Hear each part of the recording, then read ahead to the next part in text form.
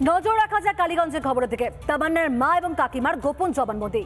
কৃষ্ণনগর জেলা আদালতে সেখানে গোপন জবানবন্দির রেকর্ড হলো তামান্নার মায়ের। আর ঠিক এরই মধ্যে অভিযুক্তদের বাড়ি থেকে উদ্ধার হয়েছে প্রচুর বোমা, সেগুলোকে নিষ্ক্রিয় করেছে বম স্কোয়াড। অস্বস্তির মুখে এবার অন্যের দিকে আঙুল তোলার মরিয়া চেষ্টা চালিয়ে যাচ্ছে শাসক শিবির। দেখুন,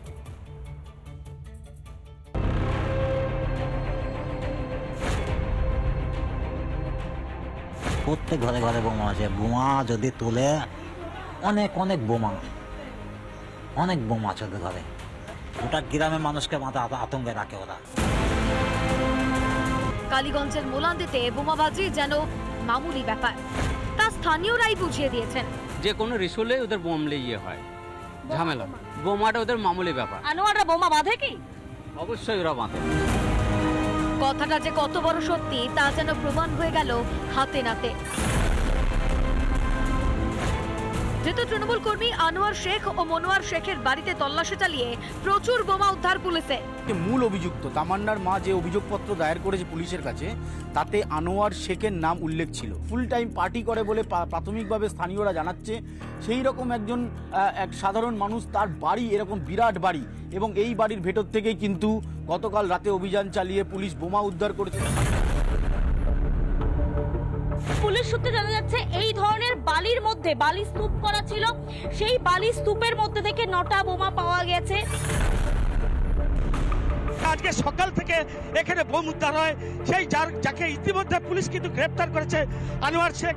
আমি দেখাতে বলবো এই যে বোম যে গাড়িটা আছে, ভেতরে প্রচুর সরঞ্জাম নিয়ে তারা এসেছে। পুরোটা কি ডিফিউজ করা হয়েছে? হ্যাঁ, পুরোটা ডিফিউজ। কতগুলো সেটা সংখ্যাটা বিডিডিএস টিম বলতে পারে। এটা তল্লাশি চলবে ধারাবাহিকভাবে। হ্যাঁ, তল্লাশি চলবে।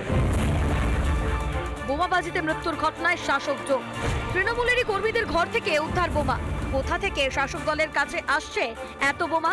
দোষ ঢাকতে অন্যের দিকে আঙ্গুল তোলারও মরিয়া চেষ্টা শাসকের।